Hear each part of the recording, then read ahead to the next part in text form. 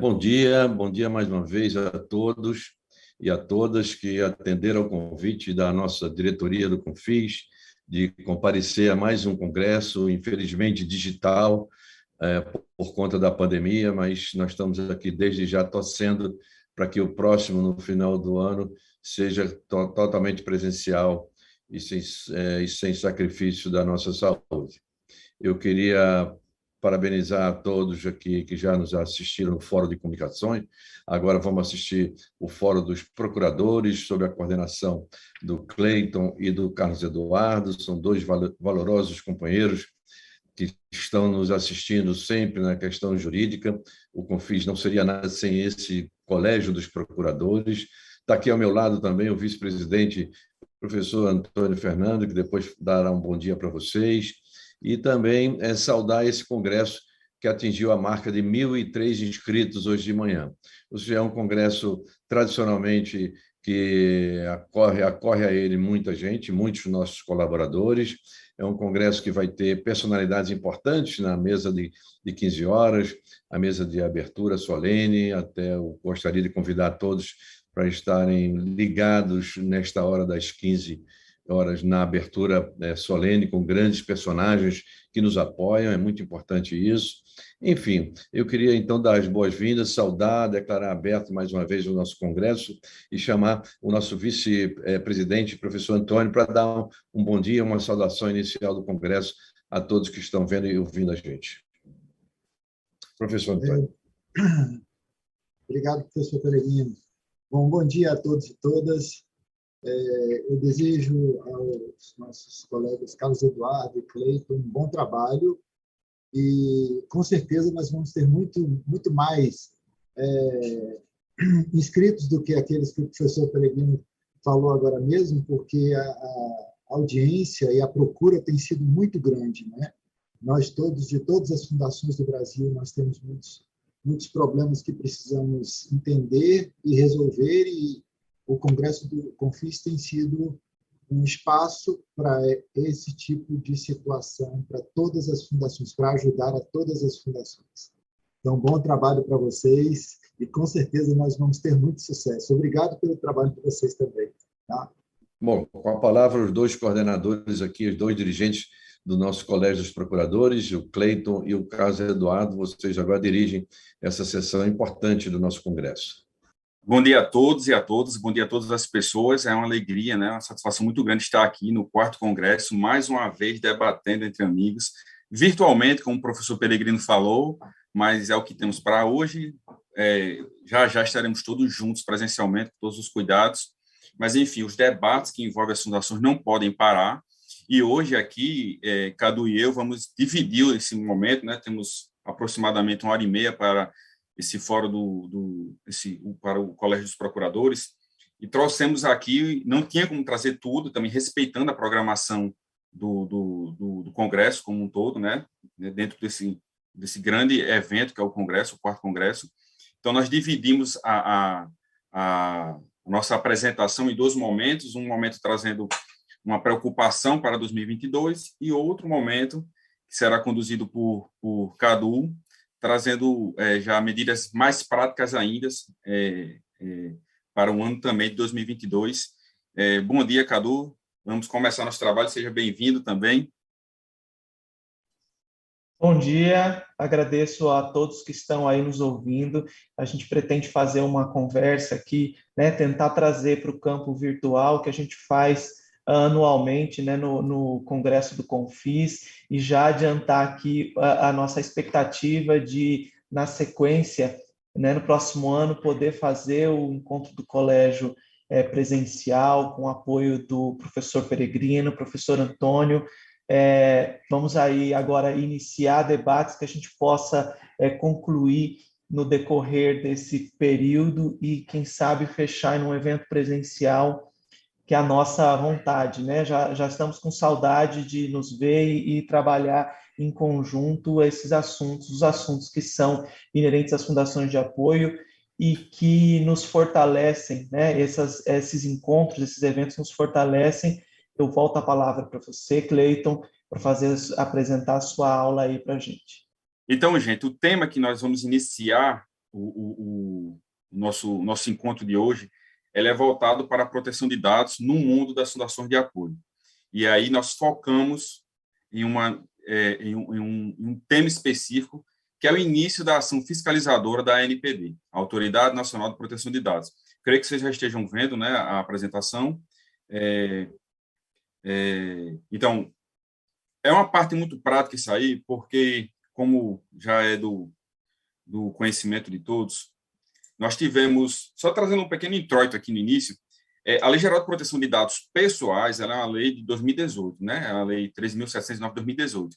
Essa lei, ela é uma lei de 2018, que só entrou em vigência em 2020, em setembro de 2020, já chegando no final do ano, e as sanções dela só entraram em vigência em agosto de 2021. Sendo que até agora a gente ainda não sentiu, a sociedade como um todo, ainda não sentiu a mão, entre aspas, a mão pesada da proteção de dados, na exigência do cumprimento do que envolve a proteção de dados pessoais no nosso país. Acontece que no dia 29/10/2021, ou seja, pouco mais de um mês, a ANPD publicou a resolução CD/NPD, CD é Conselho Diretor, número 1 de 2021. E essa norma, ela aprova o regulamento do processo de fiscalização e do processo administrativo sancionador. Ou seja, até agora a ANPD ficou quietinha ali. A partir dessa resolução, ela disse, vamos começar parte importante do nosso papel, que é o papel de fiscalizar e, se necessário, impor alguma sanção aos agentes de tratamento. E aí, dentro desse contexto, a ANPD, lógico que ela fez a publicação por meio oficial, no Diário Oficial, mas ela tem tido uma preocupação muito grande de tornar cada vez mais ampla a sua forma de comunicação. Então, o site dela está sempre em atualização, e aqui tem um recorte do site. Quando ela fez essa publicação, ela já trouxe para o seu site, a norma é do dia 28, mas saiu no Diário Oficial no dia 29/10, como também ela também se preocupou em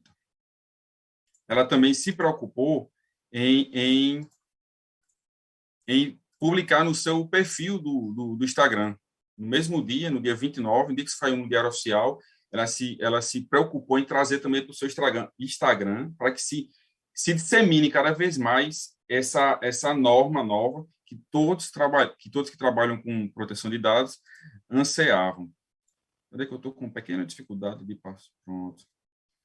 E aí eu destaco aqui uma fala da diretora Miriam Wirmer, que ela falou o regulamento é um estímulo à promoção da cultura de proteção de dados, uma vez que prevê uma atuação responsiva, com a adoção de medidas proporcionais ao risco identificado e à postura dos agentes regulados. Essa é a grande expressão, fomentar a cultura da proteção de dados pessoais. E claro que eu estou falando tudo isso aqui, mas vou trazer, logo adiante, onde as fundações de apoio se encaixam efetivamente em todo esse contexto. Essa resolução, ela é extensa, claro, um pouco extensa, mas nós destacamos 10 pontos que merecem uma atenção especial de todos nós. O primeiro é a postura de incentivos e não de mera repressão.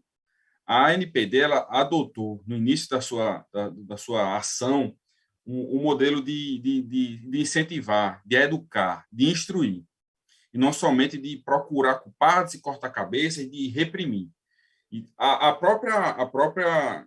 próprio contexto da LGPD se vê que é um contexto paciente. Eu diria que é um contexto extremamente paciente, porque a lei 2018 ela só entrou em vigência no final de 2020 e as sanções dela só entraram em vigência em agosto de 2021.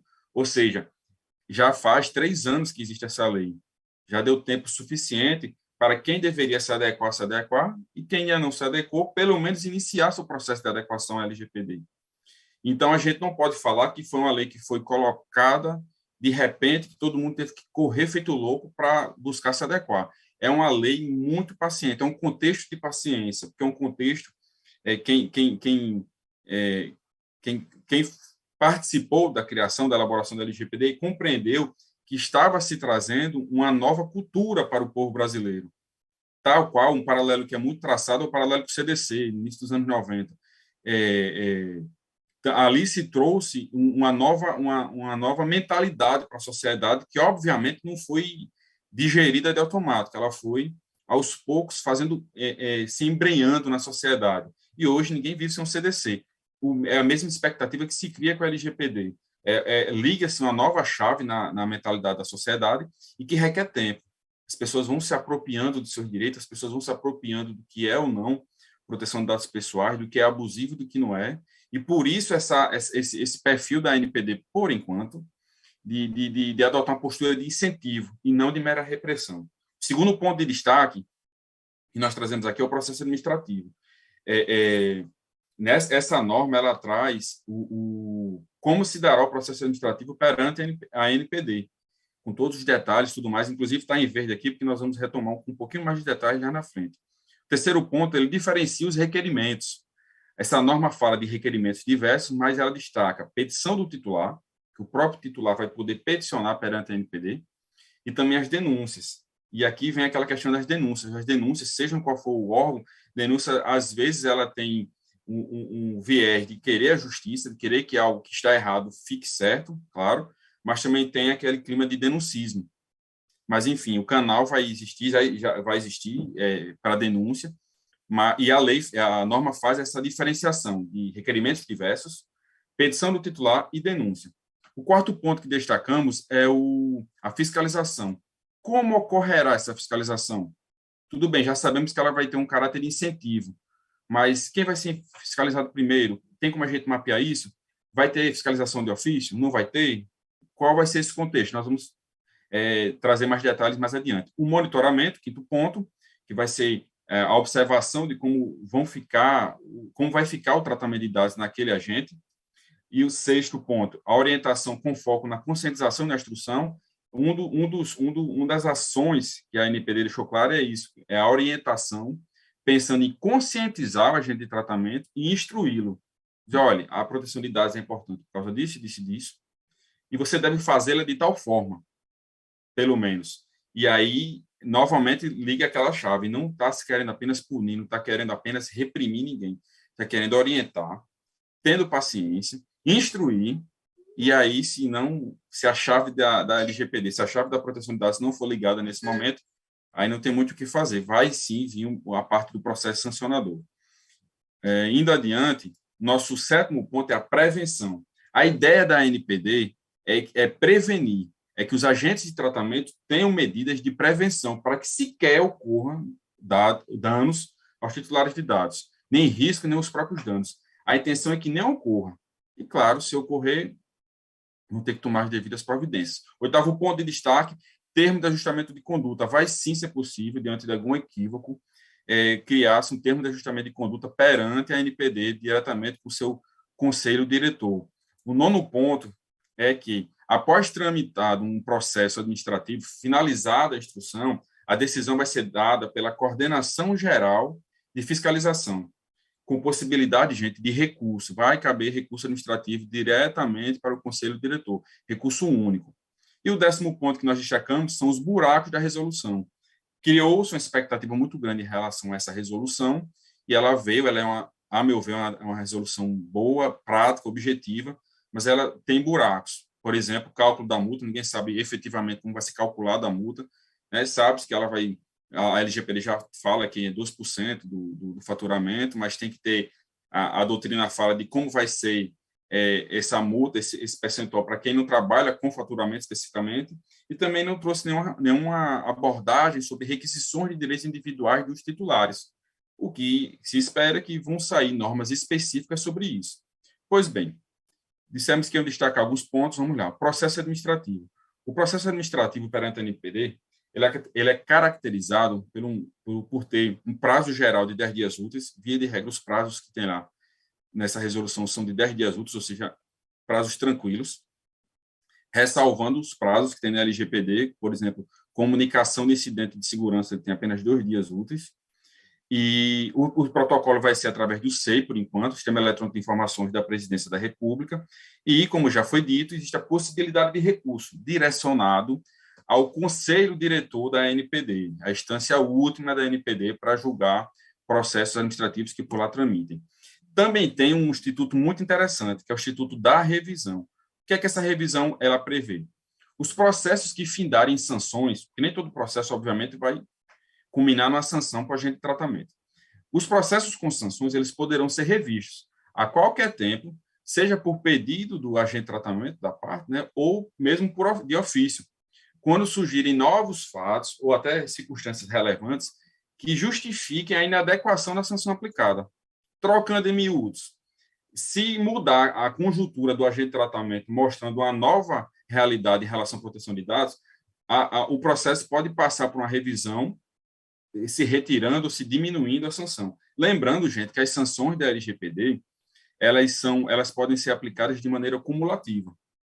Né? Então, não é que vai ser só uma, pode ser mais de uma. E em relação à multa, a multa é tida como a grande sanção da LGPD, mas não é, né? A gente já, em outra oportunidade, debatemos sobre isso. A multa, ela tem aquele perfil, obviamente, pecuniário, mas tem sanções lá, como a suspensão de atividades que envolvem o tratamento de dados, ela é muito pior, porque ela praticamente impede você de trabalhar. Outro ponto importante que nós destacamos é a fiscalização. Como ocorrerá a fiscalização? O artigo 16 da resolução fala que a fiscalização vai ser de ofício, a primeira hipótese. A segunda, em decorrência de programas periódicos de fiscalização, tranquilo. A terceira hipótese, de forma coordenada com órgãos e entidades públicas, ou seja, em conjunto com outros agentes. E o quarto, em cooperação com autoridades de proteção de dados pessoais de outros países, de natureza internacional ou transnacional. Existem essas 4 modalidades. E aí eu chamo a atenção para essa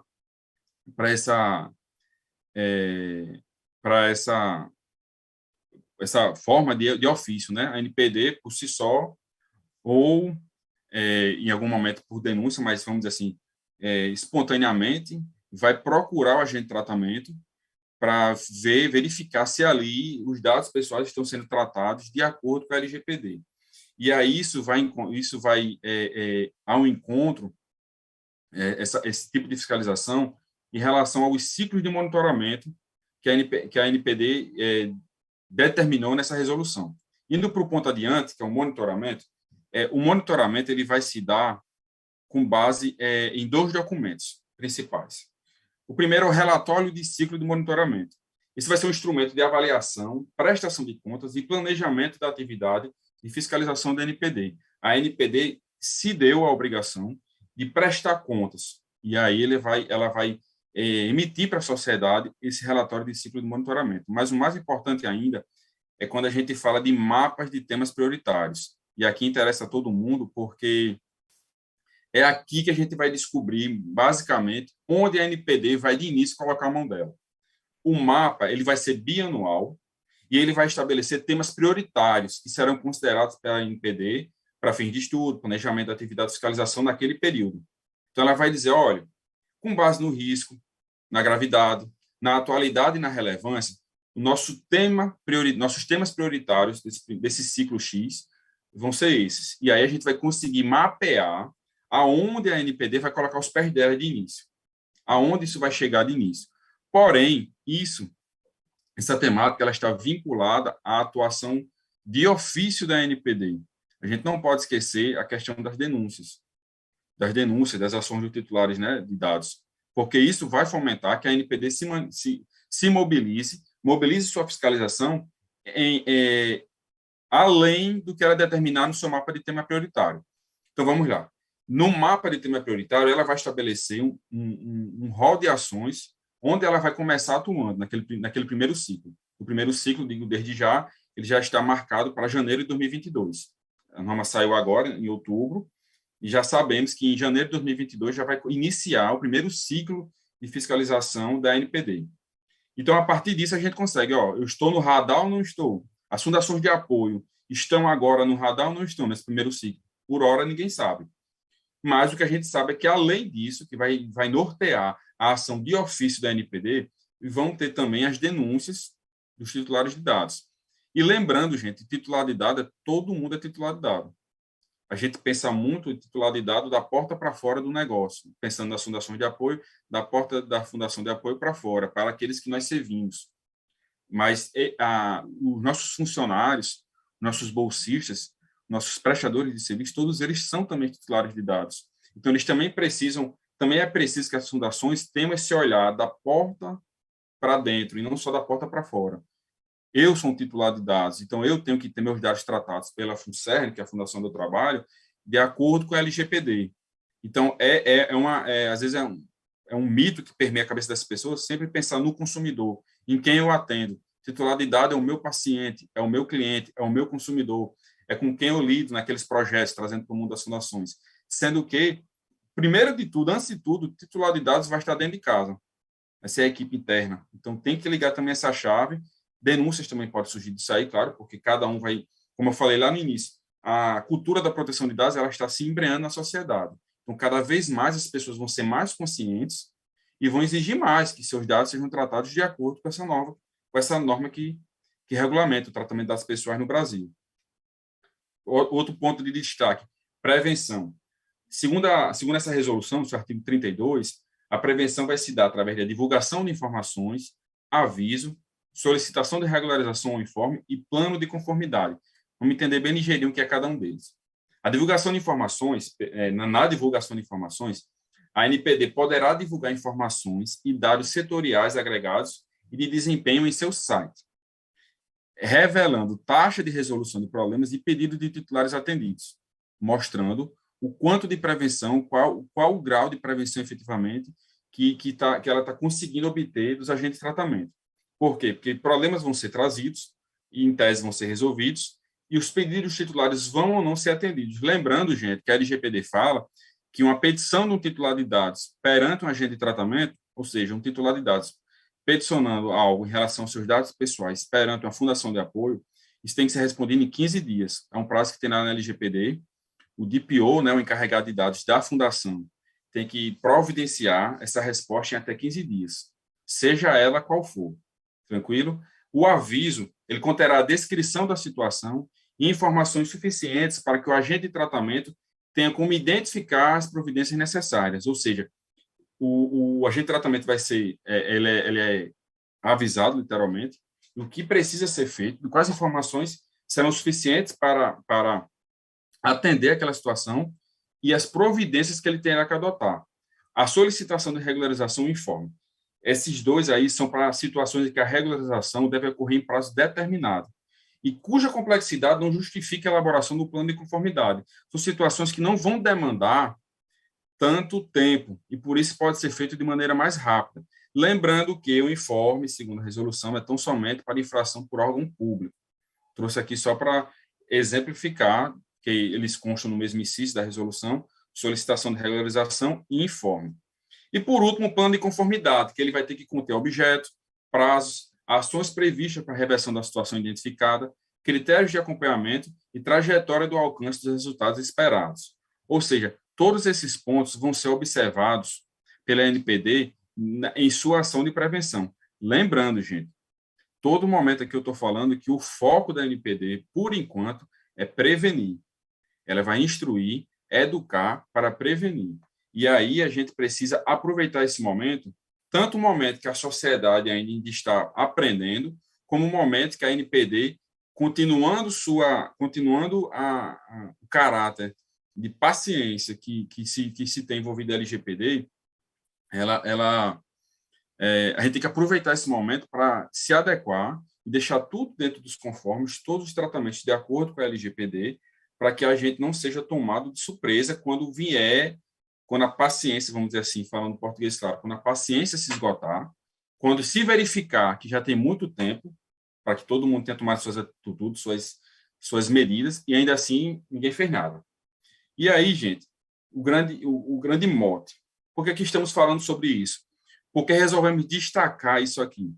Porque acreditamos que nós já estamos praticamente entrando em dezembro de 2021, todo mundo já leu sobre a LGPD, todo mundo já sabe o que é dado pessoal, o que é tratamento de dados, o que é resposta a incidente, o que é um encarregado de dados, o DPO, esses termos básicos todo mundo compreendeu. E aí o grande problema agora é o que é que a gente tem que, como é que a gente vai trazer toda essa realidade para dentro da fundação? O primeiro ponto que a gente traz é o primeiro ciclo de monitoramento terá início a partir de janeiro de 2022. Nessa resolução, o penúltimo artigo dela, ou é o último, fala exatamente essa expressão. primeiro ciclo do monitoramento da NPD terá início a partir de janeiro de 2022, ou seja, um pouco mais de um mês vai começar esse ciclo de monitoramento. E aí a gente tem que estar atento, porque eu vou repetir, eu já falei isso 4 vezes, vou falar a quinta. A LGPD 2018, estamos entrando em 2022, já foi dado muito tempo, e ainda assim a Autoridade Nacional de Proteção de Dados ainda resolveu adotar uma postura de paciência. Alguma hora essa postura de paciência vai terminar. Então, vai começar o ciclo de monitoramento, não sabemos ainda o mapa de temas prioritários por hora, mas acreditamos que as fundações de apoio estarão nesse mapa. Por quê? Porque as fundações de apoio lidam com recursos de origem pública. Isso é fato, né? Então, o que pode atrair a ação fiscalizadora com maior brevidade, ou seja, nesse primeiro ciclo. Porque, lembra lá quando a gente falou do mapa, ele vai envolver risco, gravidade, atualidade e relevância. E aqui eu trago informação que é preciso que a gente debata. A proteção de dados ela não está ligada diretamente à quantidade de recurso financeiro que se maneja. Você pode ter um lugar que tenha alta rodagem de valores financeiros, alto valor de recursos, altos valores relativos a recursos financeiros, mas que não envolva tantos tratamentos de dados pessoais. Sendo bem sincero, uma coisa não está diretamente ligada à outra, mas pode-se traçar um paralelo. Quanto mais clientes eu tenho, por exemplo, que não é a linguagem de uma fundação cliente, mas quanto mais pessoas eu atendo, maior a quantidade, em tese, de volume financeiro que se mobiliza ali. Então, diante desse contexto, diante desse valor, ainda mais sabendo os valores que o professor Peregrino já falou, quanto o mundo de fundações de apoio mobilizou em valores financeiros, pode ser que essa questão financeira traga esse olhar. Então, estaria o olhar da NPD para as fundações de apoio, a origem dos recursos, o volume dos recursos, e sabendo que nós lidamos com projetos que às vezes movimentam até um valor financeiro alto, mas que tem uma equipe pequena, e às vezes projetos que têm equipes imensas, vários e vários bolsistas, vários e vários contratados, vários e vários prestadores de serviço. E tudo isso envolve tratamento de dados pessoais. Não tem como ter relação com pessoas, uma fundação de apoio, sem ter tratamento de dados pessoais, de maneira alguma. Fundações que realizam cursos, fundações que realizam concursos, a quantidade das pessoas que rodam ali, que são tratados ali, e eu não vou entrar no mérito se estão sendo tratados ou não, de acordo com a LGPD, é um volume enorme. Então, lógico que dá para se atrair muito olhar da NPD. Indo mais além, fundações que lidam com a FUNCERN com projetos que envolvem saúde, da área da saúde. A área da saúde é uma área que trata em todo instante, a todo momento, com dados sensíveis, ou seja, mais vulnerabilidade. Atrai novamente mais um foco, mais um fator de atração dos olhos da NPD. Então, por todo esse contexto que a gente acredita que as fundações elas podem figurar já nesse primeiro ciclo de monitoramento, certo? E por último, o outro fator que nós acreditamos que seja também que merece destaque é a ação fiscalizadora de outros órgãos, além da NPD, para observar o cumprimento efetivo da LGPD. Cleiton, isso existe? Da proteção de dados não é com a NPD? Gente, mas por que a gente traz esse enfoque? Porque antes mesmo das sanções da LGPD entrarem em vigência, vocês já devem ter visto por aí, não no mundo das fundações de apoio, mas no mundo comercial mesmo, várias e várias empresas sendo multadas, por exemplo, pelo PROCON, ou sendo questionadas pelos ministérios públicos. Por quê? Porque a LGPD é uma nova legislação, é uma nova lei, e ela deve ser cumprida. Então, não é prerrogativa exclusiva da NPD exigir o cumprimento da LGPD. Por isso que nós vemos tantas ações do PROCON, como de ministérios públicos, já cobrando que a LGPD seja também cumprida. Claro que as sanções dela terão que passar por um processo administrativo, perante a NPD, tudo certinho, mas não impede que nós sejamos cobrados, nós, fundações de apoio, sejamos cobrados para que estejamos em adequação à LGPD. Trocando em miúdos, a LGPD é uma nova norma que envolve as fundações de apoio. A gente precisa que elas cumpram, entre outras entre outras normas, a LGPD, e aí quem vai vir nos fiscalizar vai querer saber como está esse cumprimento. E aí eu trago 2 destaques. O primeiro é o seguinte: a gente vai sofrer um pouco com relação à transparências versus LGPD. A gente vai precisar ser transparente, cumprir as normas de transparência, respeitando a LGPD. E aqui, em tese, por hora, não vai ter problema. Por quê? Porque a partir do momento que a fundação se vê obrigada a expor certos dados, e aí tem que ter cuidado com esses dados que expõe, tentando encontrar o equilíbrio entre cumprimento do que a legislação exige de transparência e o que a legislação exige de proteção de dados, vai ter que se encontrar um equilíbrio, mas sem esquecer que entre as bases legais que existem na LGPD, existe a obrigação legal. Entre as bases legais, que a LGPD chama de hipóteses autorizativas, né? Mas uma das bases legais, uma das hipóteses autorizativas de tratamento de dados pessoais é cumprimento da obrigação legal. Então, quando a fundação estiver cumprindo uma lei, trocando em miúdos, ela deve tratar dados pessoais naquele formato. O que eu estou trazendo aqui é, no dia a dia, na hora de consolidar isso aí, a gente talvez nós nos deparemos com algumas dúvidas. O quanto é que eu devo expor sem ferir a LGPD, mas também sem ocultar tanto que não seja transparente? Vai ser ali um paradoxo. Eu tenho que ser transparente respeitando os dados pessoais daqueles envolvidos. Qual é o certo, Cleiton?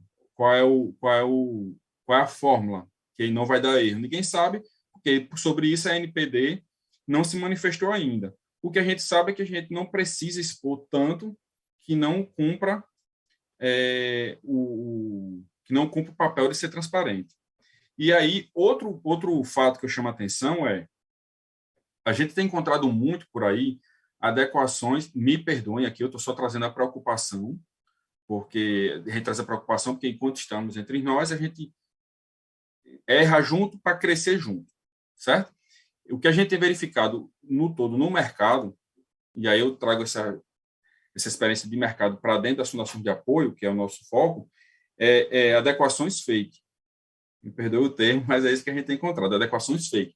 Adequações que as fundações colocaram uma cláusula específica no contrato, dizendo que cumpre todas as determinações da LGPD e que essa fundação respeita a Lei Geral de Proteção de Dados. E, na verdade, a gente sabe que isso não é suficiente. Cleiton, mas dizer isso é errado? É errado se você só disse isso. Se sua adequação foi colocar em seus contratos que você respeita a LGPD, é exatamente a mesma coisa você colocar nos seus contratos que você respeita a Constituição Federal. Não vai nem vem. Você tem que ter medidas que fundamentem essa sua fala. E aí já tem a comparação clássica dentro do mundo da proteção de dados, que é o iceberg, né? O que fica de fora ali é o que você comunica, o que fica por dentro é tudo que sustenta o que você comunica. E aí você reviu procedimentos internos, você revisou os contratos de trabalho da fundação. Lógico que algumas fundações estão em trâmite isso aí. Você já colocou no seu site que você está adequado, está em processo de adequação, e que existe já a DPO, o encarregado de dados nomeado. Então, existe uma série de fatores que mostram se você efetivamente está em adequação, está se adequando à LGPD. E aqui eu trago um paralelo com a lei anticorrupção, porque lá, quando ele fala em programa de integridade, programa de compliance, ele usa o termo efetivo.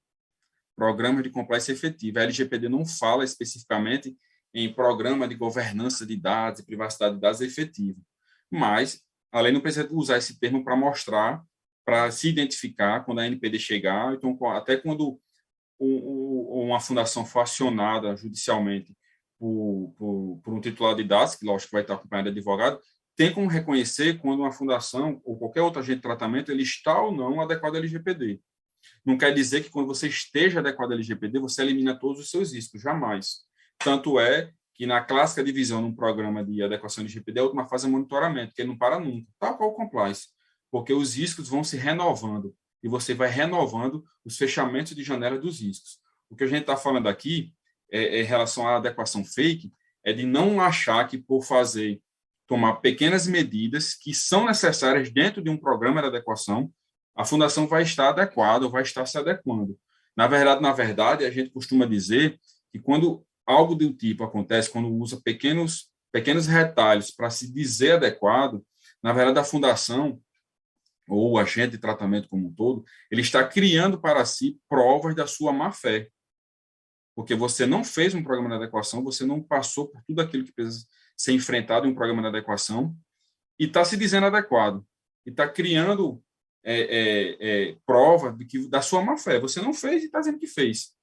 E um dos princípios, não sei se vocês lembram, mas a LGPD, quando ela vem elencar os princípios, no caput, antes de começar a elencar os princípios, ela fala baseado na boa-fé e nos seguintes princípios. Ele destaca a boa-fé para o caput do artigo para mostrar que, acima de tudo, está a boa-fé, de maneira que a gente pode até se equivocar, pode até sofrer algum tipo de incidente, que a pergunta hoje em dia não é se você vai sofrer, quando você vai sofrer, mas que, acima de tudo, nossa ação esteja pautada na boa-fé.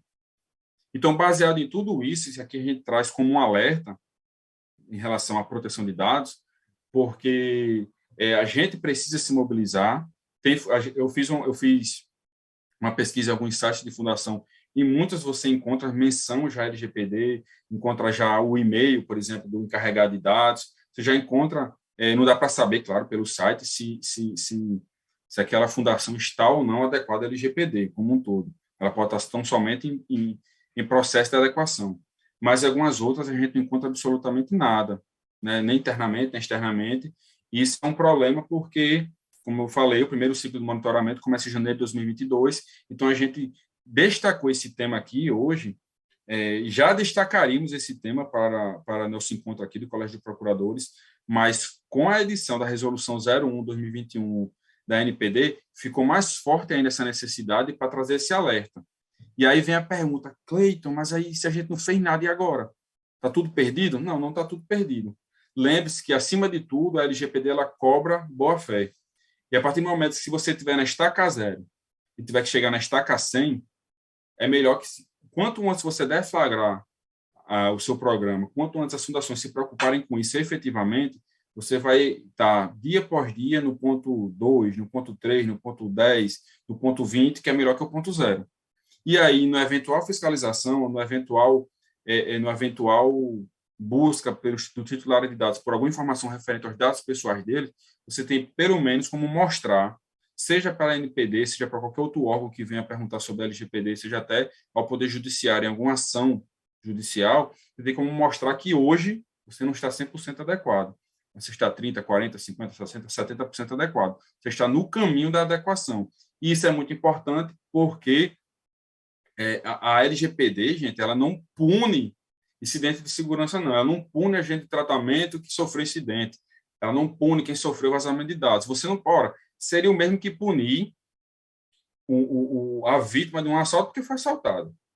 O que ela vai punir é: você passou grades, você colocou um sistema de segurança na sua casa, você colocou um vigilante lá armado, você tomou as medidas necessárias para não ser assaltado, e ainda assim foi, paciência, acontece. Agora você não tomou nenhuma medida, ou tomou medidas medíocres, vamos dizer assim, insuficientes, e está lamentando que foi assaltado, aí você meio que pediu. Então, esse é o viés da LGPD. Esse é o viés desse mundo que a NPD só está confirmando, de instrução, de conscientização, de paciência, para que todo mundo se adeque, para que todo mundo ligue de vez a chave da proteção de dados, a cultura da proteção de dados, e ligue na paz, não ligue na guerra. E aí nós estamos tendo essa oportunidade, e por isso que trouxemos esse tema para vocês. E aí, Cadu, encerra aqui a minha fala. Muito obrigado a todos, desejo a todos um ótimo congresso. Agora, a Cadu vai entrar na segunda parte da nossa pauta de hoje aqui. O tempo é curto, eu tentei ser bem rápido e objetivo, porque nós temos que enfrentar esses outros temas, mas é isso, gente. A grande mensagem que eu quero deixar com isso é ligar o alerta da proteção de dados. É um alerta de que já temos a benevolência da paciência em excesso, mas que é hora de virar a chave, de usar a paciência em nosso favor e não abusar da paciência. Vai daí, Cadu, com você. Oi, Cleiton. Muito obrigado. A apresentação foi muito boa. Eu vou pedir para que o Cleiton seja mantido aqui, para a gente trocar uma palavrinha rápida. Ó, Cleiton, a Sabrina Nakata ela do Rio Grande do Sul, ela coloca que o maior desafio, ela acredita que o maior desafio seja a adequação da LGPD à lei da transparência, né? O que eu tenho por obrigação legal de tornar transparente e o que eu tenho por obrigação legal de tornar, né, de tratar. E para colocar isso aqui para vocês, né, para todos, vou usar um caso que aconteceu conosco aqui, imediatamente à vigência da lei. A gente teve uma participante de um processo seletivo que entrou com um pedido, a lei entrou em vigor, no mesmo mês ela entrou com um pedido para que a informação, o nome dela fosse retirado do ar, né, no processo seletivo que ela estava participando para integrar um projeto. Então, essas especificidades que a gente vai viver aqui, né, nas fundações de apoio, é bem interessante esse enfoque que você dá nesse aspecto. É o exemplo que a gente tem, né, no Menor Aprendiz, por exemplo, com os portadores de necessidades especiais. A gente tem uma lei ampla e uma especificidade na fundação de apoio. Imagina a gente ter que tratar, né, a questão do menor aprendiz, por exemplo, lidando com a quantidade total de empregados que a fundação tem. Né? Geralmente, a maioria das fundações, em razão dos projetos, tem uma grande quantidade de empregados, e aí fazer o cálculo considerando o todo, muitas vezes poderia tornar inviável a questão. É a questão da LGPD. Por lei, nós temos a obrigação de ser transparente, de ter os dados, de coletar os dados, de deixá-los à disposição, quem recebeu bolsa, quanto recebeu de bolsa. E, por outro lado, aqui a gente teve já também um professor pedindo: retire meus dados, eu não autorizo, a LGPD me garante essa proteção legal. Mas, por outro lado, temos a obrigação de deixar essas informações ali transparentes. O André, da FUNPAR, coloca aqui para a gente também, Cleiton, né, que a gente precisa ter claro o que são os dados colhidos por obrigação legal e os que nós vamos precisar, de fato, de ter consentimento para colher o dado, deixá-lo no ar, enfim. Queria ouvir Cadu, em relação a primeira colocação, qual foi a colega que falou? Foi a Sabrina Nakata. Então, Sabrina, o meu entendimento, nosso entendimento aqui é o seguinte, que eu acho até que precisa de um estudo conjunto, mas que a gente tem que achar o ponto de equilíbrio entre ser transparente e respeitar a LGPD. Mas pegando o exemplo do que Cadu trouxe, a população está, como eu já falei, se apropriando da LGPD, da proteção de dados, mas tem gente que está entendendo da maneira errada. Está entendendo que é senhor absoluto dos seus dados. Fulano se acha senhor absoluto dos seus dados pessoais. Tem até um jargão que permite também a LGPD, que é meus dados, minhas regras. Mas isso é até a página 2. Por quê? Porque em alguns momentos a gente vai ser obrigado a tratar os dados pessoais por outra base legal, por outra hipótese autorizativa que não consentimento. Pelo contrário, nem tudo é consentimento. É outro mito que envolve a LGPD, com consentimento resolve tudo, e não resolve. Porque o consentimento, na LGPD, ele existe alguns requisitos, tem que ser livre, específico, claro, e o último deles é revogável. Então,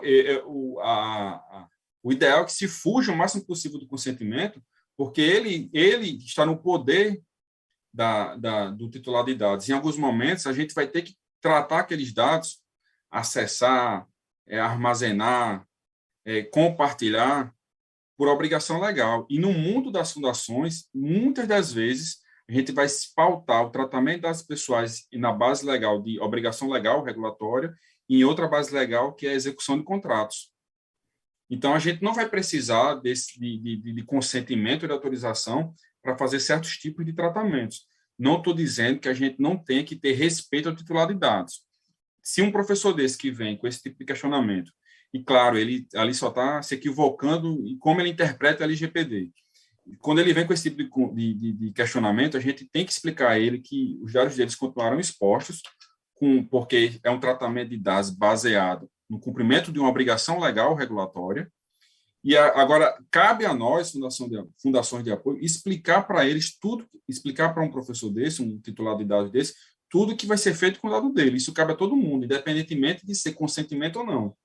Então, é só ter essa clareza. O fato dele questionar, dele dizer, eu não quero, ele não tem esse poder de tirar. porque a obrigação da fundação é expor aqueles dados ali. O que talvez ele possa, o que talvez não, o que ele pode questionar é: vocês estão dando transparência às bolsas que eu recebi aqui nesse ano, nesses projetos, mas vocês estão colocando, por exemplo, meu telefone, está lá meu nome, meu CPF completo, que não precisa de CPF completo ali, meu telefone. Que tipo de transparência exacerbada é essa? Vocês estão me devassando, não estão sendo transparentes. E um exemplo também que a gente viveu no processo seletivo foi que, certo processo seletivo público que nós executamos, a FUNCERN, nós tínhamos que expor a data de nascimento de alguns candidatos, porque um critério lá dos últimos, antes do sorteio, era a data de nascimento, era idade. E aí houve questionamento sobre isso. Mas LGPD, eu disse, não, mas naquele caso específico, a gente teve o cuidado de colocar a data de nascimento só daqueles que estiveram em posição de empate e que o empate foi desempatado pela data de nascimento. Por quê, Cadu? Juntando o que Sabrina falou e o que André falou, porque para tudo a gente precisa ter finalidade, observar a finalidade e a necessidade. Se não tem, basicamente, esses dois pilares, você nem é para tratar aqueles dados pessoais. Então, no caso específico de um candidato que ele empatou com o outro e que o desempate foi com base na data de nascimento, eu tenho finalidade de expor aquele dado para mostrar, até pela lisura do certame, que mostrar que aquele desempate chegou ao ponto de precisar da data de nascimento. Então, o grande foco é observar a finalidade e a necessidade. Eu tenho necessidade de tratar aquele dado pessoal? Eu tenho. Com qual finalidade? E aí, se eu conseguir preencher com base na lei, responder essas perguntas com base na lei, ser positivo para um, positivo para outro, a gente pode ir adiante. Agora, é claro, como a sociedade, o pessoal ainda está aprendendo o que é isso, pensa que consentimento é tudo, que pode chegar num lugar e excluir, pode chegar, não quero que esse meu dado esteja por aí. Gente, o que não é baseado em consentimento, que é revogável a qualquer momento, ele é tratado, em tese, né, com base em outra hipótese autorizativa da LGPD. E a gente também não vai ser refém dos titulares de dados. E tem mais. Quando o consentimento é a base legal daquele tratamento e ele é revogado, tudo que foi feito ali, até a revogação, é validado. Dali em diante, após a revogação do consentimento em diante, é que não pode mais. Ainda tem esse detalhe, Cadu. É um cuidado a mais, né? Um trabalho a mais para a Fundação de Apoio, que já precisa atender um emaranhado de legislações, de regras e interpretações que muitas vezes acontecem. A gente tem mais um cuidado, né? Eu vi o seu cuidado com a divulgação do resultado do processo seletivo, a data de nascimento, somente dos que se encontravam em condição de empate, ou seja, pensar além do que a gente já tinha que pensar todos os dias para não sofrer glosa de concedente, enfim, é um trabalho a mais para a gente aí todos os dias e entra no que foi colocado aqui, a preocupação, né, a burocracia, né, o trabalho, o grande trabalho que a gente acaba tendo agora também para atender a LGPD. Você acha, Cleiton, uma pergunta minha, que isso vai mudar muito essa mudança de cultura, né? Também é uma mudança de cultura. Essa nova forma de tratamento e cuidado pode gerar uma certa burocracia para a fundação que já é envolta a uma série de imposições externas para atender, ou dá para a gente trabalhar isso com tranquilidade? Eu creio, Cadu, até por experiência própria, que no início vai ser uma suadeira enorme. Porque, do jeito que as pessoas estão aprendendo do lado de fora, do lado de dentro também estão. As pessoas dentro das fundações, o corpo interno, a equipe interna das fundações, também está aprendendo sobre a LGPD, sobre proteção de dados. E aí eu peço perdão pelo termo que eu vou usar, se escuta muito que é frescura. Ah, mas isso é frescura, isso é exagero. E, assim, cada um pode ter a opinião que quiser. A gente mora num país, em tese, livre, de liberdade de expressão livre. Mas o primeiro ponto de tudo é que é uma lei. E lei a gente tem que cumprir. E a gente sabe quanto nossas cortes são calejadas de fiscalização, burocratas ou não burocratas. A gente sabe que é uma muito pesada em cima de nós. Isso é uma guerra constante entre o professor Peregrino, o uso da vida, como ele fala. Então, a gente, o primeiro ponto é entender que é absolver que a LGPD é uma lei que tem que ser cumprida, ponto. Lá tem, na LGPD, quem deve se adequar a ela. Para resumir, todas as pessoas jurídicas, independentemente de ser público, privado, de ter conotação de ter fins lucrativos ou não. Então, ponto. O primeiro ponto é isso. Então, a fundação está ali. E também as pessoas físicas que tratam dados com fins econômicos. Mas, enfim, fundações de apoio estão entre os agentes que devem ser, entre as pessoas jurídicas que devem se adequar ao LGPD, entre o rol de pessoas que devem se adequar ao LGPD. Ponto. E aí é trabalhar para isso. No início, é uma suadeira muito grande, porque quebra a mentalidade do dirigente, quebra a mentalidade do estagiário, quebra a mentalidade da assessoria jurídica, da contabilidade, do marketing, quebra todas as mentalidades, porque a intenção da LGPD é essa. Existia um tipo de mentalidade que permeava a nossa sociedade, que ela precisou ser modificada. Ah, mas foi por influência externa, não sei o que, não importa. Foi, mas o debate não é esse. O debate foi elaborada, editada a lei, ela foi publicada, e a gente precisa mudar. A intenção da LGPD é trazer uma nova conjuntura, uma nova era legal. Tanto é que eu fiz o paralelo com o CDC, porque, logicamente, eu não lembro do tempo, né? Eu era muito criancinha, mas, na época, os relatos eram de que precisa de CDC, que isso é besteira, é desnecessário esse tipo de lei, isso não vai pegar. As mesmas conversas que a gente viu, ainda veio com a LGPD. A LGPD vai pegar, isso não vai dar certo, isso não vai dar em nada, isso é lei para inglês ver. E não é. Hoje a gente vê, se a gente comparar a LGPD com o CDC, vê o quanto o CDC tem influência na nossa sociedade, quanto tem influência nas nossas cabeças, e vislumbrar que a LGPD vai ser da mesma forma, e agora numa velocidade muito maior, que a gente vive numa era da comunicação muito mais rápida do que no início dos anos 90, então isso vai ser muito mais rápido. Essa vai ser a nova realidade. Então, no início, a gente vai sofrer. A gente está sofrendo, porque tem que mudar mentalidades. Já pensou coisinhas básicas, como mudar as senhas dos e-mails de 3 em 3 meses, de 2 em 2 meses, usar senhas de difícil acesso, usar acesso segmentado na intranet da fundação, fazer política de revisão de e-mail, revisar contratos de trabalho para constar as cláusulas respectivas de proteção de dados, pedir o consentimento do funcionário para publicar a foto dele no dia do aniversário dele, nas redes sociais ou no mural. E tudo isso... Desculpa. Esse aniversário é interessante, porque o povo diz, mas que besteira, um aniversário é uma homenagem. Gente, dependendo da religião, tem gente que nem gosta de comemorar o aniversário, e você expõe aquela pessoa. Ou seja, são várias e várias situações, e aqui eu deixo até um alerta, quando alguém vier com fórmula muito pronta, já desconfie. Porque como a LGPD ela é extremamente ligada a pessoas, e as pessoas cada pessoa é um universo em si, cada caso é literalmente um caso à parte. Tem que ser estudado uma regrinha que serve, por exemplo, para esse processo seletivo de você colocar a data de nascimento, não vai servir para o outro que você não usou a data de nascimento para nada. Então, são minúcias, mas que você tem que ir aparando arestas, até porque, da mesma forma que existem pessoas estudando a LGPD, estudando a proteção de dados para levar segurança jurídica para os agentes de tratamento, existe o outro lado. Pessoas que entendem de LGPD, de proteção de dados, que estudam esse mundo para procurar buracos nos agentes de tratamento de dados e ali buscar, pleitear direitos dos titulares de dados. Então, isso a gente tem que se ligar. E, assim, é uma preocupação a mais para as fundações de apoio, mais um ente, a NPD, mais um órgão para vir nos encher a paciência, cobrar medidas. Mas, assim, a gente pode se lamentar, a gente pode achar que é besteira, a gente pode achar que é exagero, tudo certo. O que a gente não pode fazer, a gente não pode se dar o direito de não cumprir a lei, porque a lei está posta, a gente tem que cumprir, é isso.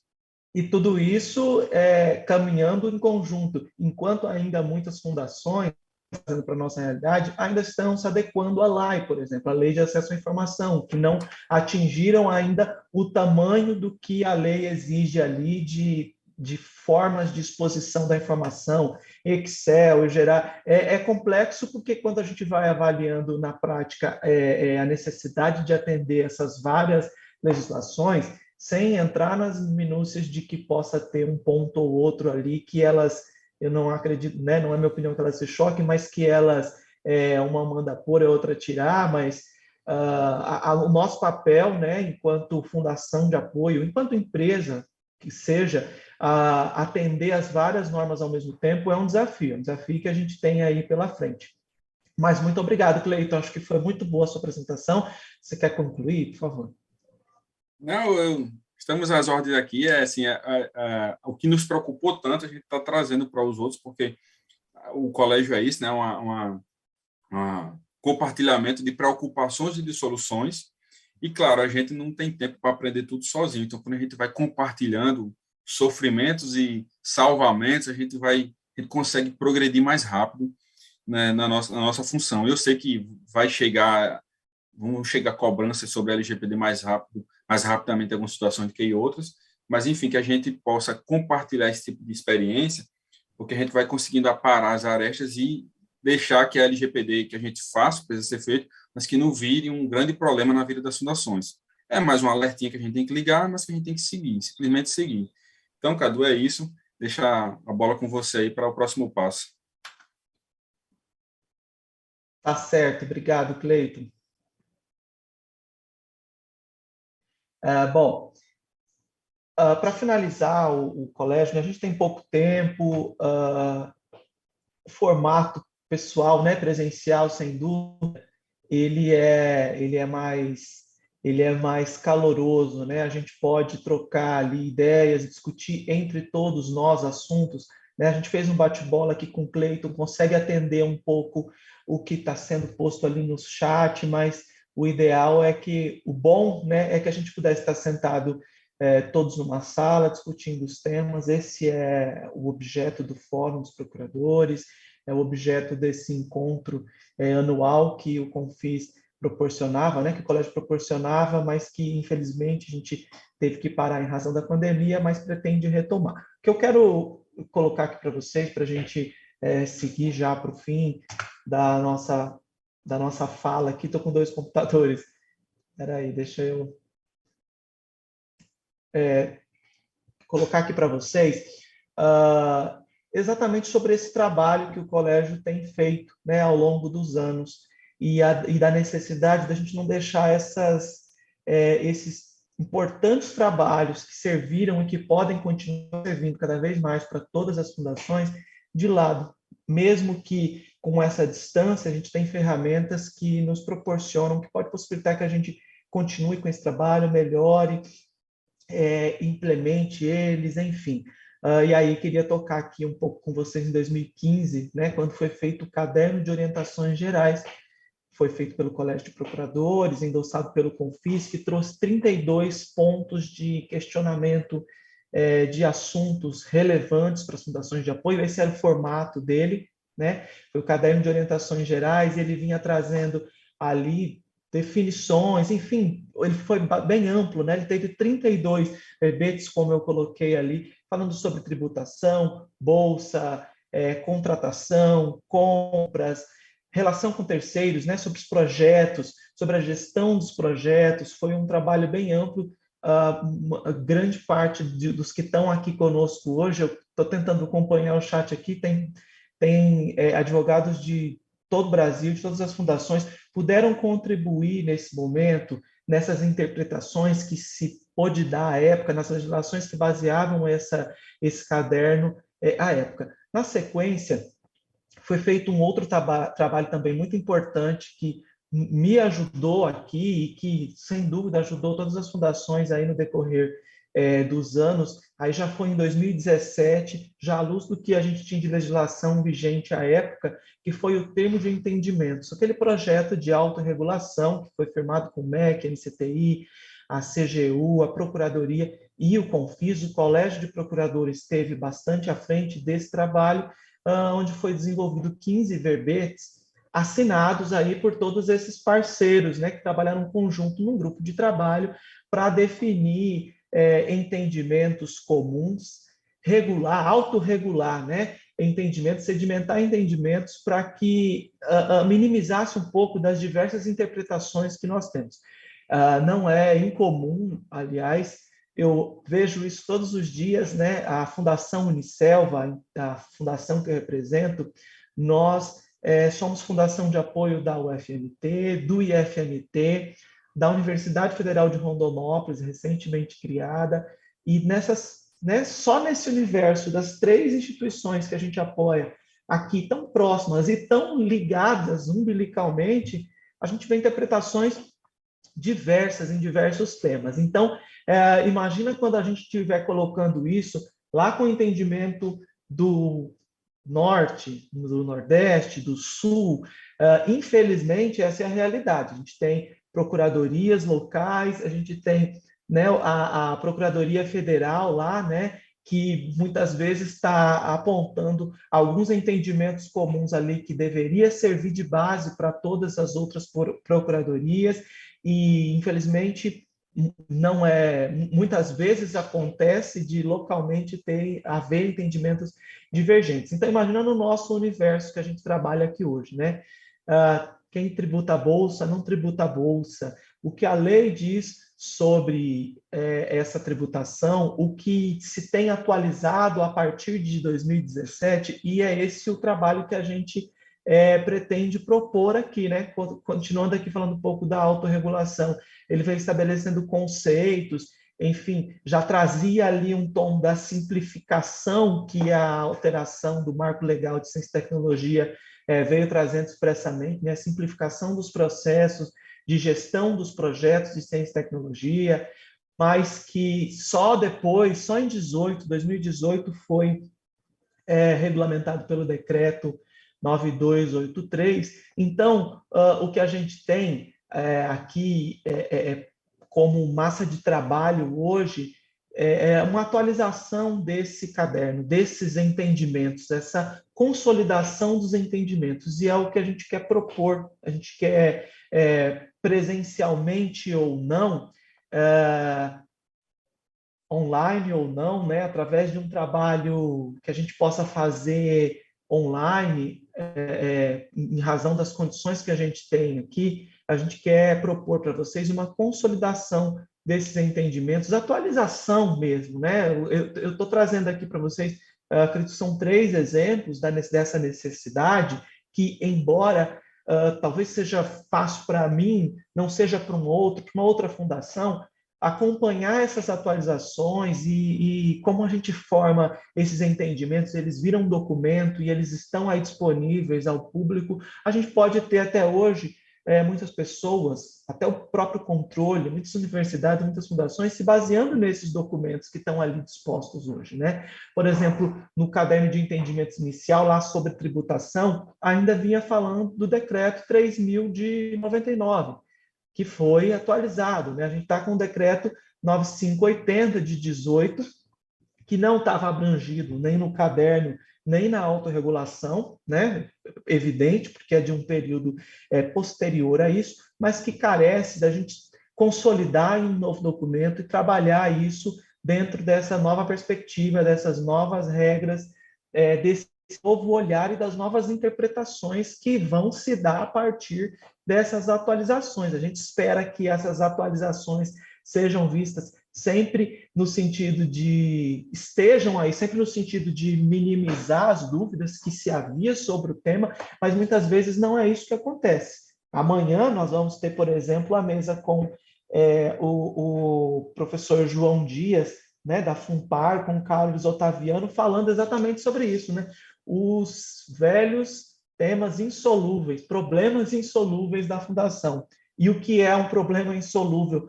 Desde que eu entrei para a Fundação, o tema mais polêmico e insolúvel que nós temos é bolsa, né? A tributação de bolsa.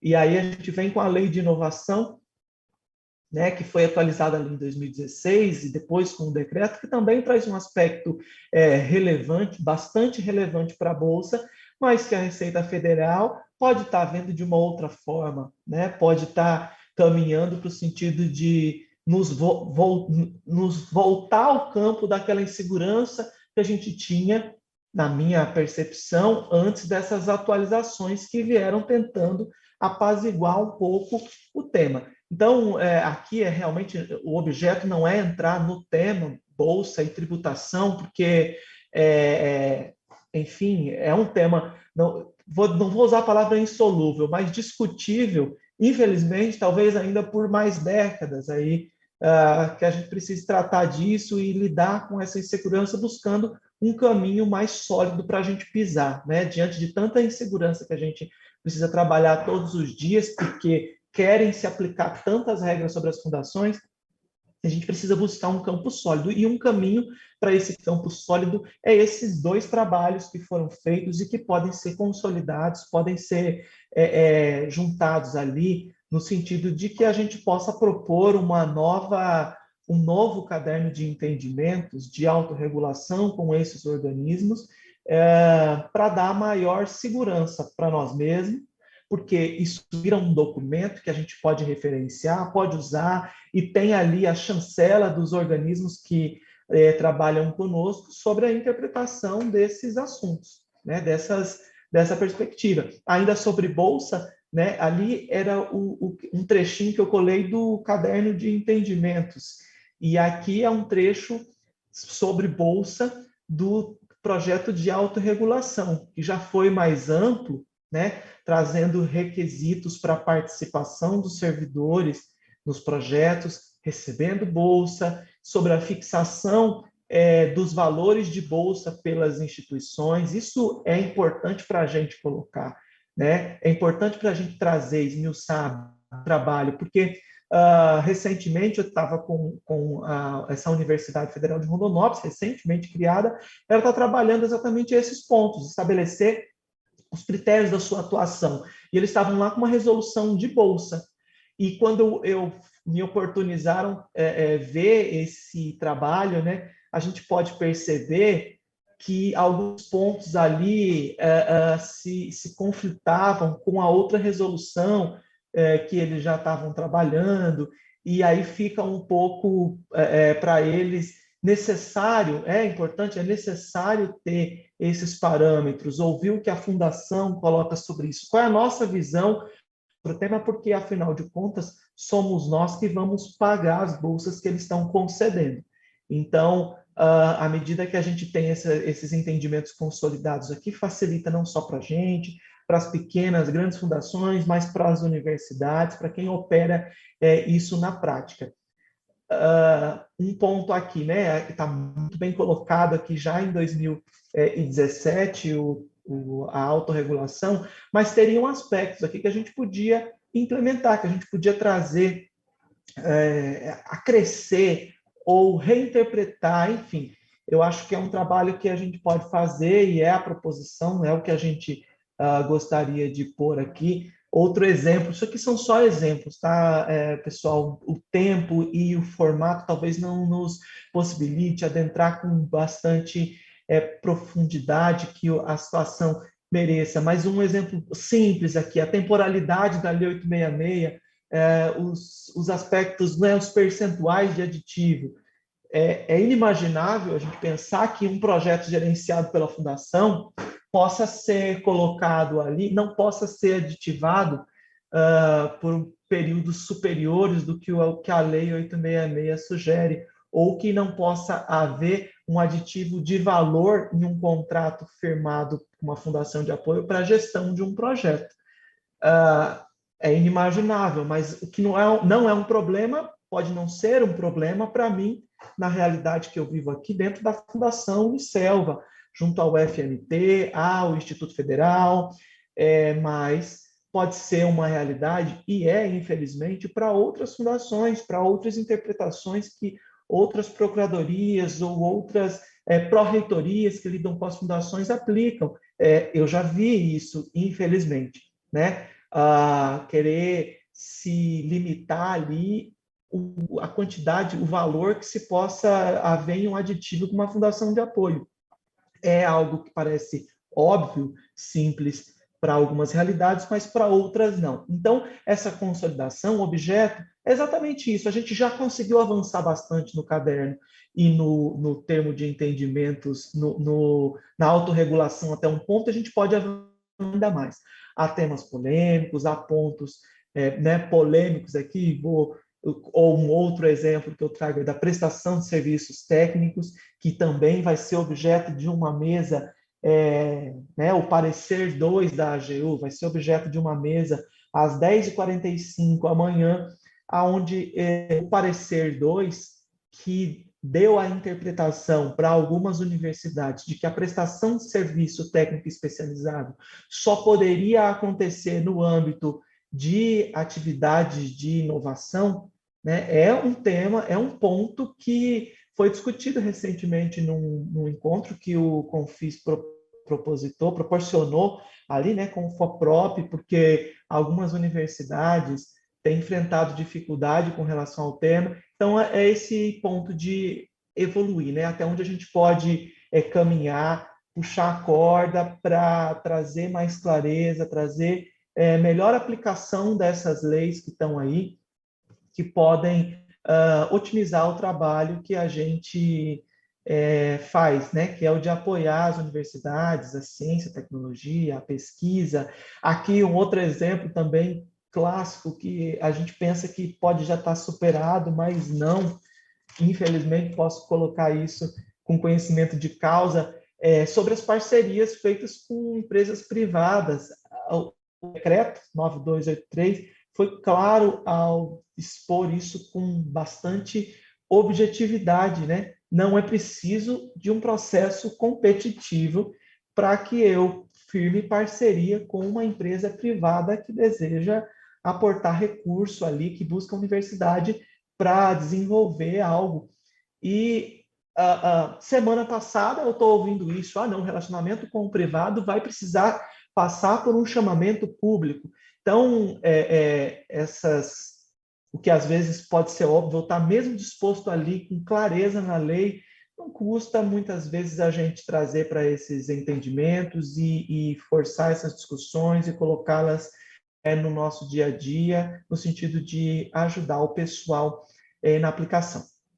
Enfim, o que eu quero propor, estou propondo para vocês desde o início, é a consolidação desses entendimentos. Né? A princípio, num grupo de trabalho dentro do Colégio de Procuradores, com a participação de todos, né? Uma participação colegiada mesmo, como o colégio se propõe, todo mundo coloque as suas necessidades, todo mundo apresente as suas dificuldades, as interpretações que se dão no âmbito do seu trabalho, para que a gente possa discutir e trabalhar um documento único que a gente possa levar a um segundo grupo de trabalho, assim como foi feito na atuação com o MEC, NCTI, CGU, PGF, sabendo que, como foi no primeiro momento, nem tudo que a gente quer passa da forma que a gente quer, nem toda a interpretação que nós temos aqui é a interpretação que eles vão dar lá, mas nós estamos num momento importante, um momento onde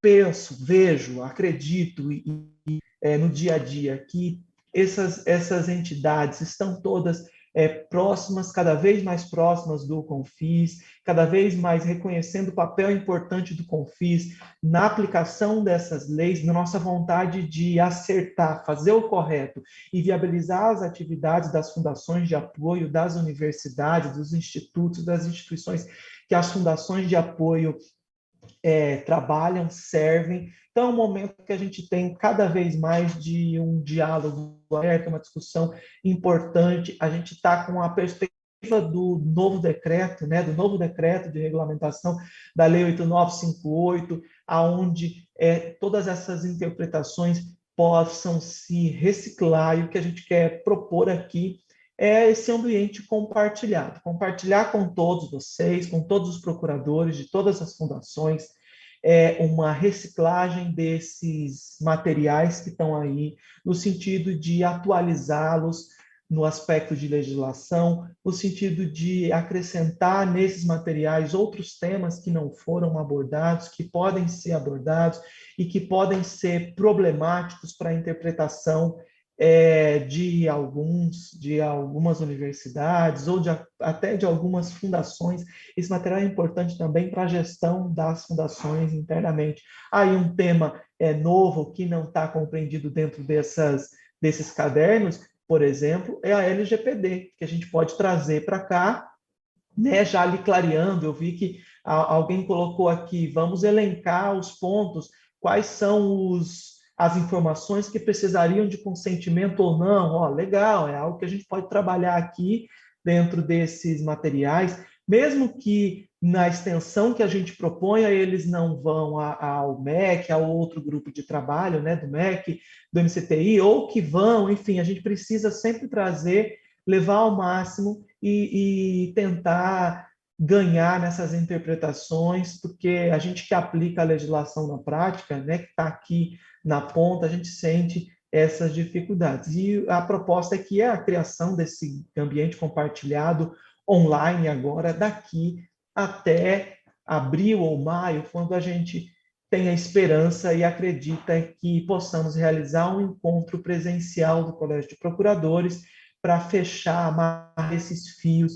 E aqui a gente tem a proposta da FUNCAT, né? A Luciana da FUNCAT tem falado com o Cleiton, tive a oportunidade de encontrar com ela ainda antes disso tudo em Brasília, acredito, acho que era em 2018 ou 2019 ainda, vinha falando do desejo de realizar o encontro em São José. Ela fez questão de reforçar conosco que a proposta está aberta, né, Cleiton? Então, a gente... Sim. Só um parêntese, ela confirmou novamente agora há pouco que a direção da FUNCAT assume esse compromisso em apoiar esse encontro presencial, lógico que de acordo com a evolução, /evolução da pandemia, mas ela reforçou, Luciana, nossa colega, está nos assistindo, ela reforçou esse compromisso, queria que a direção anunciasse, mas como não deu certo vir fazer o anúncio pessoalmente, ela não nos permitiu fazer esse anúncio, que era um compromisso da direção da FUNCAT e que eles iriam sim apoiar esse retorno do encontro presencial do Colégio de Procuradores já para o primeiro semestre de 22. Ótimo, então a gente já pode começar a organizar aí, e como tema principal, né, acredito que muitos outros podem surgir, né, a nossa esperança é que o Carlos Sanches, do MEC, CESU, que tem uma mesa especial, acho importante até reforçar isso, que não estava previsto a princípio na programação inicial, alguns talvez estejam se balizando pela programação inicial, foi aberta uma mesa especial às 13h15, horário de Brasília hoje, para falar do novo decreto 7423. Carlos Sanches se propôs a trazer ali as perspectivas de aprovação do decreto, então é lógico que o colégio pode precisar discutir isso, espero eu que até lá a gente possa estar discutindo já o texto do novo decreto, mas está aí como uma proposta de tema também a atualização desses entendimentos, que é algo que a gente pode fazendo em conjunto agora, né, online. Eu vou propor a disponibilização de um local para que todo mundo entre lá, coloque a sua pergunta e resposta, o tema, um verbete, atualização, né, melhora do que já está ali, né, implementação de alguma proposta de tema novo, e a gente vai trabalhando essas várias propostas ali, sem perder o que a gente já ganhou, o que a gente tem, mas melhorando ali o trabalho no sentido de estender ele ainda mais do que a gente já conseguiu avançar. E para finalizar aqui, antes da gente continuar aqui uma conversa, trazer algo novo, Cleiton, reforçando a mesa especial do novo decreto, acho que é muito importante a gente ver o que o Carlos Sanches tem aí a trazer, com a promessa de uma novidade, com a promessa de, né, a gente cobra tanto ele com relação ao recredenciamento, às autorizações, que é um trabalho que, infelizmente, leva muito tempo nosso no dia a dia, essa ideia de aprovar uma autorização e já precisar praticamente tocar ela de novo, é o que eu vou ter que fazer já em janeiro, mal conseguir finalizar os processos aqui, a gente já vai ter que colocar de novo. Imagino para quem tem autorização com várias instituições, a dificuldade que por um lapso ali facilmente resolvido, né, desse 1 ano de autorização, enquanto o recredenciamento já está a 5, enfim, sem contar na abertura que a gente vai ter aí com a Abruen, Andifes, SBPC, mais tarde também às 16 o caso Conselheira, onde o autor do livro que retrata a história vem colocando para a gente, né, a perspectiva dele sobre essa tragédia que aconteceu conosco. Eu acredito que a grande parte de todos que estão aí já estavam nas suas fundações quando a gente tem essa página horrível da nossa história marcada ali, e depois um debate mais tarde, às 17, sobre o Conselho Nacional do Ministério Público, que está reunido buscando firmar uma regra geral a ser aplicada para todos os ministérios públicos com relação à prestação de contas das fundações, das instituições em geral, né? Mas aqui falando das fundações de apoio, depois desse também episódio que a gente tem ali no Rio de Janeiro, né? Que não dá para a gente esquecer, sobre essa atuação do Confis muito forte com relação a entendimentos, enfim, divergentes que o Conselho Nacional, que o Ministério Público Local estava aplicando, e agora o Conselho Nacional pretende unificar. Enfim, é isso que eu tinha para colocar para vocês. A gente ainda tem alguns minutos aí para tratar, mas reforçar aqui nosso desejo de que a gente possa se encontrar logo e poder o calor humano possa fortalecer nosso trabalho aí junto às fundações de apoio. Tem sido um momento diferente, a gente está tendo que precisou se adaptar a essas ferramentas, a esse avanço, né? Não vou deixar de dizer, é um avanço que a gente tem aí, mas que nada supera, nada pode substituir a importância das nossas relações pessoais, do quanto a gente consegue evoluir e discutir os assuntos ali nessas reuniões, nesses encontros que sempre foram muito profícuos, muito importantes para o crescimento geral. Volta a palavra para você, Cleiton, quer complementar algo? Agradeço a todos, claro, mas volta a palavra para o Cleiton. Cadu, só relembrando aqui, Léo Araújo, ele lembrou da FAPT, lembrou que o último encontro presencial dos procuradores, do Colégio de Procuradores, foi em 2018, em Palmas. Não recordava, o tempo voa, né? E, gente, a ideia é fazer, só para encerrar aqui minha fala também, é fazer esse encontro, mas ele começa já agora em dezembro, vamos dizer assim, com o que Cadu falou, com esse compartilhamento virtual de informações, de acréscimos de um e de outro, porque o que a gente busca aqui é que seja um trabalho realmente de colegiado, um trabalho do colégio, e pensando especialmente nesse fortalecimento de entendimento único. E esses documentos ajudam principalmente os colegas que estão chegando nesse mundo de fundações de apoio, que é um mundo muito novo, e também porque a gente sabe que as gestões elas mudam. Os funcionários, as equipes permanecem muitas vezes, mas as gestões mudam, e os gestores precisam também desse apoio jurídico, de robustecer os entendimentos. Lógico que cada um tem sua liberdade de atuação, mas esses entendimentos conjuntos, eles nos fortalecem naquilo que nós buscamos. Então, é isso, agradecemos a todos e a todas a atenção. Que pena que é só 1h30, já passou o dia todo, que a gente tem assunto para o dia todo, mas a programação está riquíssima, e nós nos encontramos logo mais, às 13h45, com esse tão esperado momento, o debate sobre o novo decreto 7423. Creio que o professor Peregrino vai fazer a fala de encerramento desse momento. Obrigado a todos vocês. Obrigado, até logo, e bom continuidade do congresso aí para todos.